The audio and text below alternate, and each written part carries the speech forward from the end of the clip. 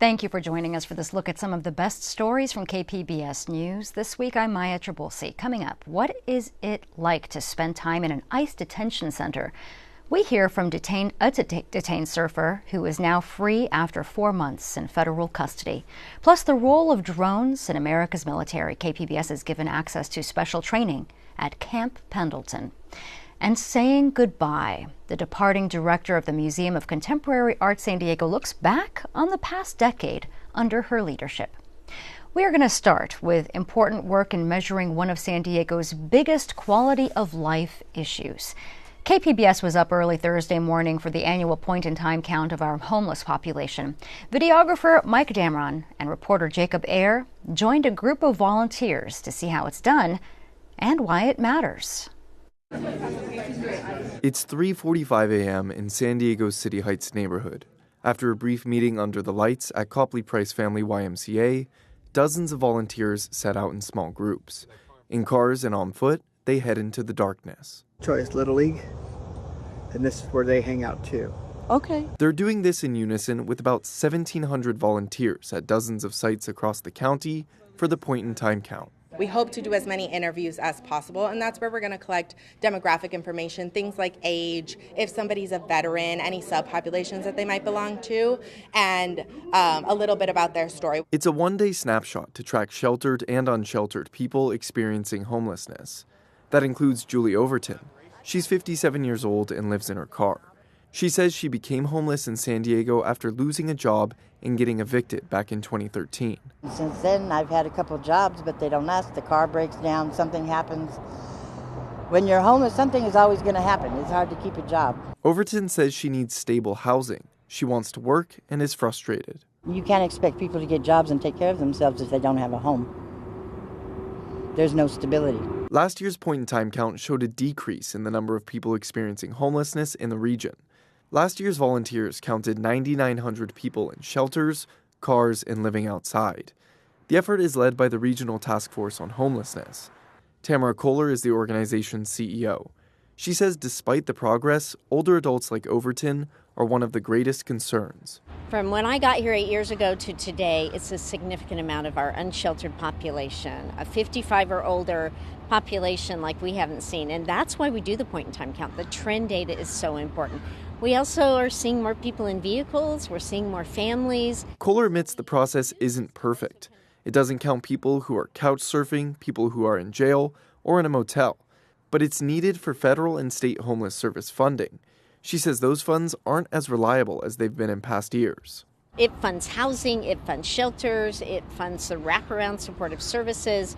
So not only is it required, but it's critical that we do it well and very comprehensively. Kohler says the final results from the point-in-time count will be published sometime mid-year. As of now, she says for every person in the county who becomes homeless, another is housed. Jacob Ayer, KPBS News. Some of our unhoused rely on vehicles for shelter, and that presents its own set of challenges, including parking tickets. A new California law is prompting local governments to address the issue. KPBS Penner fellow Emmy Burris went to a parking lot by Mission Bay where the new law could help one local family.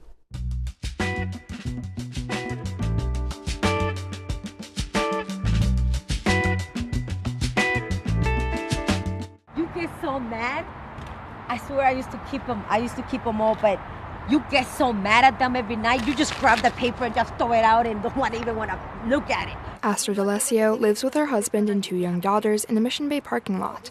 Their RV is one of many vehicles in the lot that people here call home.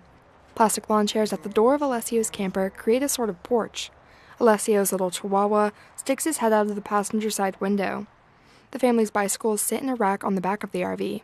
Trash bags on top of the stationary vehicle are filled with cans they collect to make some money.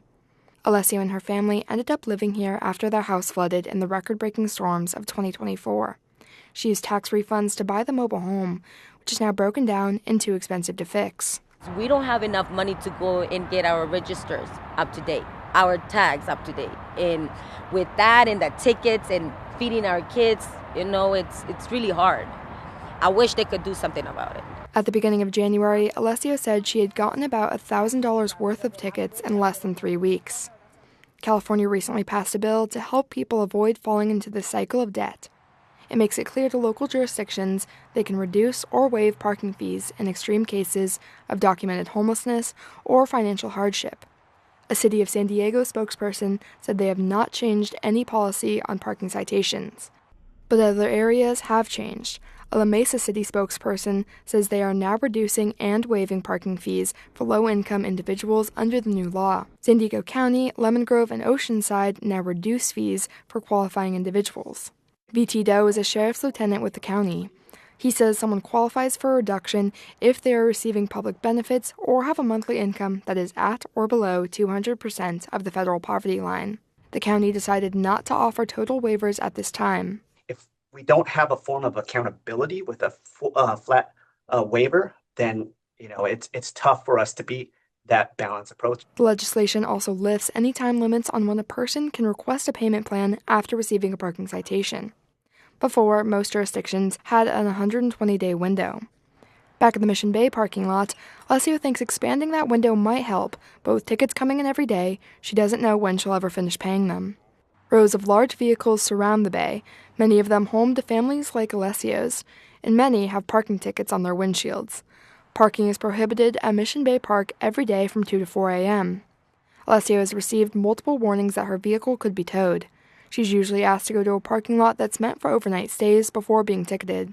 But she says it would cost too much in gas to get there, and it's too far from her kid's school. Now, her youngest daughter stays up at night, worrying the police will take her parents or her home. I'm afraid to lose my RV because it's the only thing I have. And if they take my RV, where am I going to stay with my kids? For more information on parking citations, visit the website of the city or county that issued the ticket. Emmy Burris, KPBS News. And Public Matters is a partnership with KPBS, iNewsSource, and Voice of San Diego. You can see more of our stories at kpbs.org/publicmatters.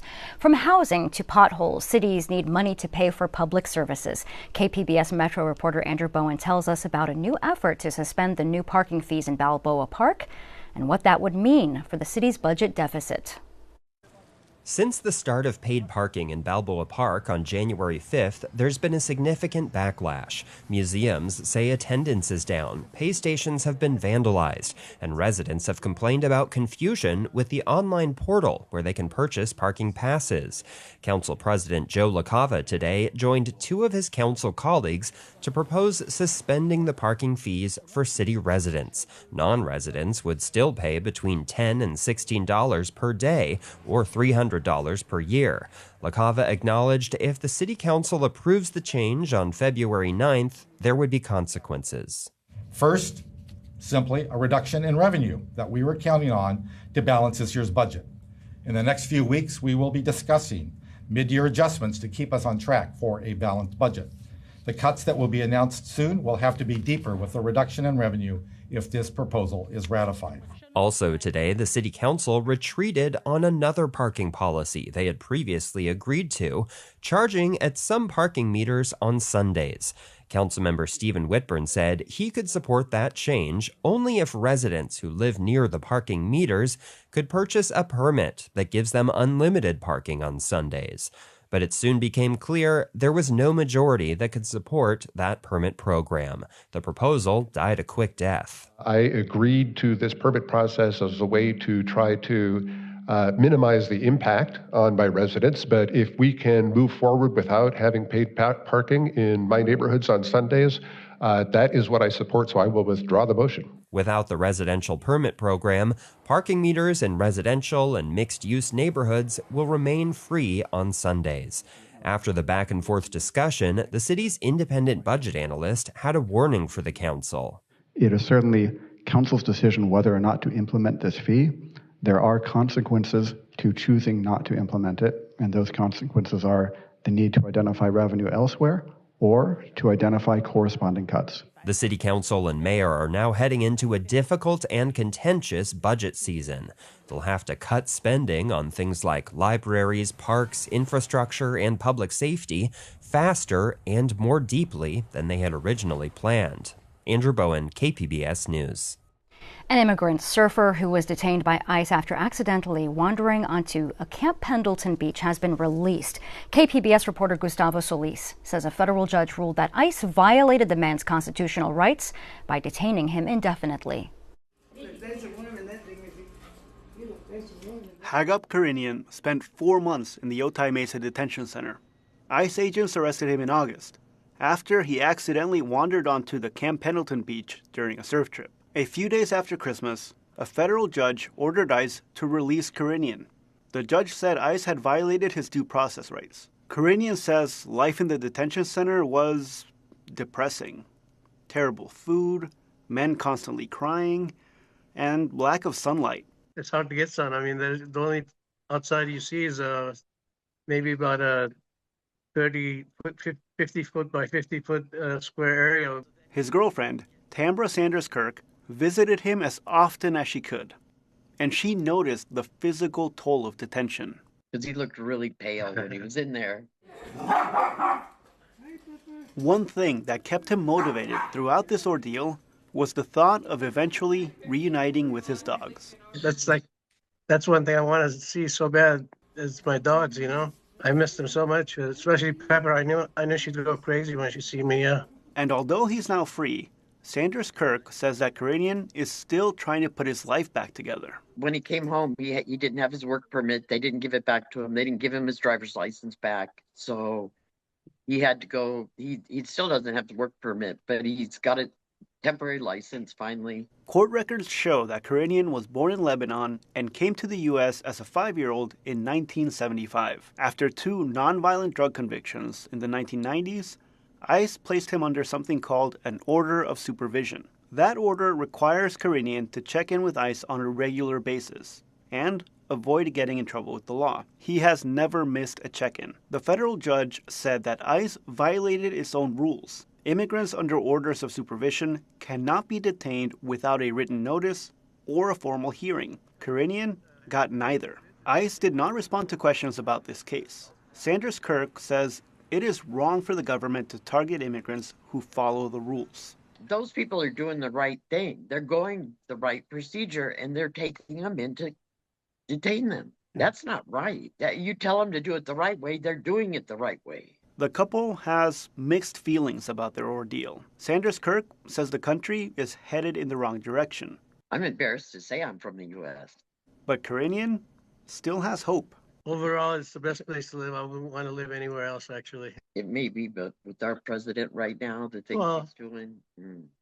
Well, maybe right. After Karinian spoke to KPBS, ICE informed him that he would have to wear a GPS ankle monitor indefinitely. And he's now subject to 2 check-ins with ICE every month. He is one of 13,000 immigrants who have filed federal lawsuits claiming the Trump administration illegally detained them.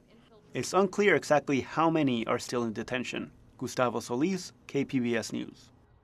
It has been a busy week for immigration news. Gustavo Solis also has a follow-up to a KPBS investigation on how Sandag is questioning Border Patrol access to local law enforcement data. Gustavo also joined an Ask Me Anything panel on all things immigration. You can find it on the politics section on Reddit. The KPBS investigative team was also in El Cajon this week, where residents flooded public comment. Recent killings of U.S. citizens by federal agents in Minnesota were on their mind. Elaine Alfaro says many spoke out against the city's continued support of President Trump's immigration policies.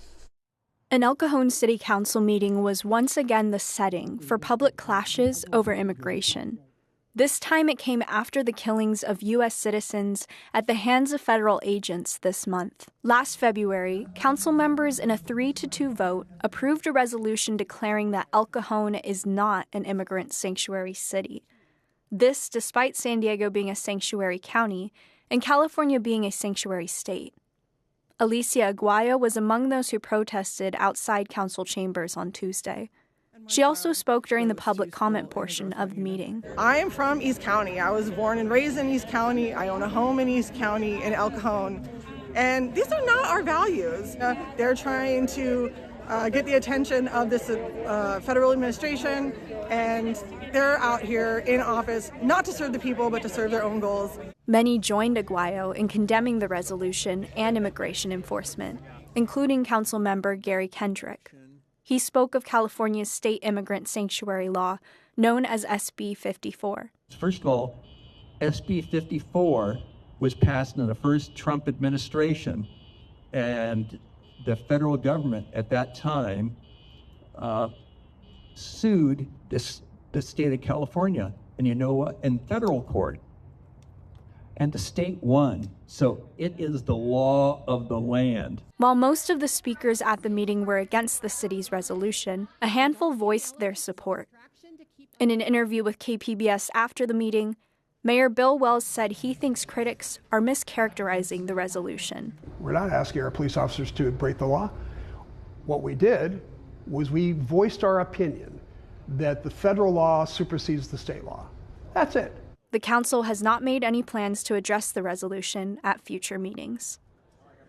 Elaine Alfaro, KPBS News. The Marine Corps is trying to put modern technology in the hands of more Marines. KPBS military reporter Andrew Dyer takes us to Camp Pendleton, where members of the infantry are learning to be drone pilots.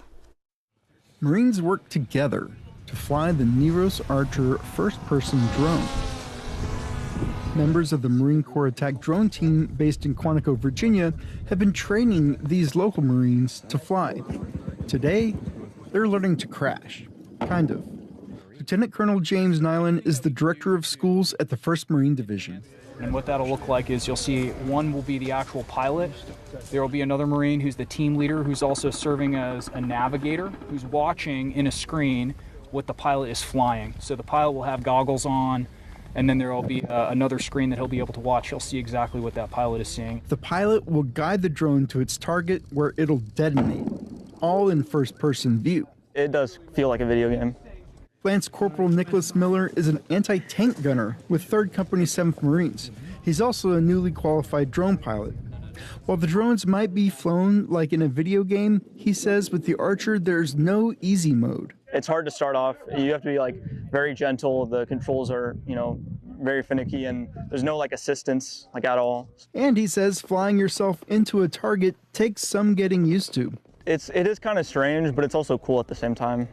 Special Operations Forces have used these types of kinetic drones on battlefields before, but now the Marines want to get this cutting-edge technology into the hands of their infantry forces.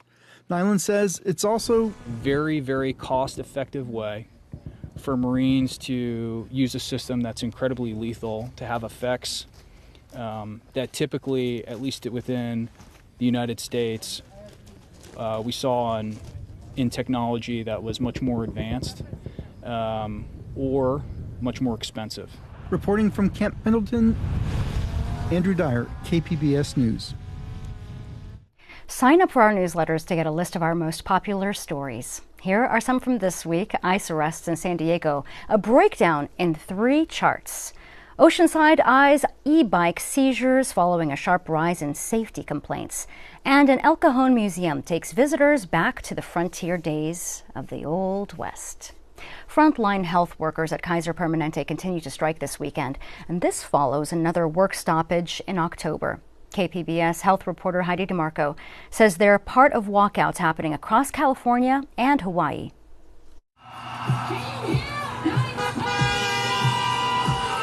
Outside Kaiser Permanente's San Diego Medical Center, union nurses and healthcare workers marched on the picket lines. The union says more than 2,000 workers are part of the strike. They accuse the company of failing to staff hospitals safely and refusing to bargain in good faith. Nate Polyakov is an emergency room nurse. He says negotiations have stalled since last year. If Kaiser wanted to, we could end this right now and be done back in there taking care of the patients. The union filed unfair labor practice charges last month, accusing Kaiser of walking away from the bargaining table. Big issue is Kaiser keeps making choices that end up dragging this process out. Last week, Kaiser filed a federal lawsuit that could force unions to negotiate separately at each hospital instead as one national group. A union spokesperson calls the lawsuit another attempt to avoid bargaining for fair labor agreements. In a statement, Kaiser says the strike is unnecessary and disrupts patient care. They say their latest offer includes wage increases totaling more than 21% over 4 years. Polyakov says it's not just about pay. The most important piece of this is safe staffing and being able to provide the best patient care, have the resources that you need. Union leaders say the strike will continue until a contract is reached. The strike also comes the same month Kaiser agreed to pay $600 million in legal settlements. Kaiser says hospitals and most clinics will remain open during the strike. They say temporary staff will cover shifts, but patients could see longer wait times, postponed non-emergency procedures, or appointments moved to virtual care. Heidi DeMarco, KPBS News. Jacumba residents say they are seeing more dust generated from a solar farm project currently under construction, about 1,000 feet from homes. KPBS reporter Elaine Alfaro says some residents are reporting health issues. Jacumba residents are no stranger to winds and dust in the desert town. But community members say the construction of the more than 600-acre solar project is kicking up a lot more dust than usual. This despite requirements to minimize the impact. It's become a serious health issue for Steph Tonkin. She lives in the trailer park next to the solar project and has COPD. For like me, I'm on oxygen, and the amount of dust, it was noticeable prior to them ever breaking ground, but it was dealable. I have been hospitalized several times recently because of having flare-ups with my COPD because of the amount of dust and dirt. And most days she stays inside, along with her partner and her pets. Well, you don't know my voice, but this is really kind of chunky sounding for me, congested and such. And it's been like this for about 2 months now, once they started moving all that stuff. The massive project has been controversial from the start. Residents say it will damage the character of Jacumba, known for its rustic landscapes, hot springs, and spiritual vibe. In approving the project, the county required steps to be taken to keep the dust at minimum, including pausing construction on especially windy days. Residents and business owners say the developer, Baywa RE Americas, has not always abided by this requirement. Jeff Osborne owns the Jacumba Hot Springs Hotel, the town's top tourist attraction. He led a community meeting on the issue earlier this month. Have you guys stopped a project grading because of the wind thus far? Not that I've seen so. Because I have a weather station right here in town, and since November 1st, there's been 16 days with gusts over 25 miles an hour. KPBS requested an interview with Baywa RE Americas. The company declined, but sent responses to emailed questions. They say they monitor wind conditions with daily forecasts from publicly available weather services and an on-site wind tracker. The company claims there hasn't been wind exceeding 25 miles per hour since the construction began in November. They also say they water down the site multiple times a day. But Osborne questions their monitoring. He recently showed KPBS how he checks the wind conditions on his computer through the hotel's tracking system. This is our weather station, so it has a online historical weather readout here, and you can track both the average wind speed, wind gusts, and the max gusts. So here's 3 days in a row. All days they probably should have stopped construction according to the dust mitigation plan. On Friday, county officials told KPBS they would monitor the weather station at the Jacumba airport and alert the developer when winds exceed 25 miles per hour. Elaine Alfaro, KPBS News. The Museum of Contemporary Art San Diego's director is stepping down after nearly a decade. KPBS arts reporter Julia Dixon-Evans spoke with her about her career in San Diego. Catherine Canjo became director and CEO of the Museum of Contemporary Art San Diego, the first woman to hold the role, in 2016, just as the museum was entering a major transformation. Certainly the largest sort of challenge, which in turn had the greatest reward, was the expansion. That expansion was a $105 million project that shuttered the La Jolla campus for 5 years. And to go from being so quiet, from not really having had a public presence for the years of construction, to then suddenly seeing the lines of people going down Prospect waiting to come in when we finally opened the building. Canjo also had a front row seat to what she saw as an evolution in the San Diego art scene as a whole, one rooted in the universities, This is an incubator for new artists, and it's also a way to hold practicing artists by employing them. And artist-led spaces. I also have been just dazzled by the changes that have happened at Bread and Salt. So that's just been an amazing, I think, activation of a historical building and creating kind of partnerships on their own terms. She's been at the helm as the museum discovered artists and also lost some. Robert Irwin is this seminal, what we'd call light and space artist who challenges what an artwork is and sort of makes us realize it's about us tuning in and it's about perception. But for Kanjo, the idea of being a museum of and for a place and time hinged on the moment it reopened after construction. We had the great privilege of unfurling a collection that had been shaped over 50 years, not just by me, but by preceding directors and curators and donors. The museum has begun a national search for a new CEO. Kanjo's next role is director of the UC Irvine Langston Orange County Museum of Art. Julia Dixon Evans, KPBS News. And Julia is host to our KPBS podcast, The Finest. It's a new episode debuted this week. The Finest is now in its second season. The latest episode is all about a Mexican tradition turned into a micro-enterprise. It features the creator of Raiz Chocolate, a small but thriving business launched from a San Diego kitchen. And you can find The Finest by scanning the QR code on your screen or listen wherever you get your podcasts. New episodes will debut in the coming weeks. We hope that you enjoyed this look at KPBS News this week. I'm Maya Trabulsi. Thank you for joining us.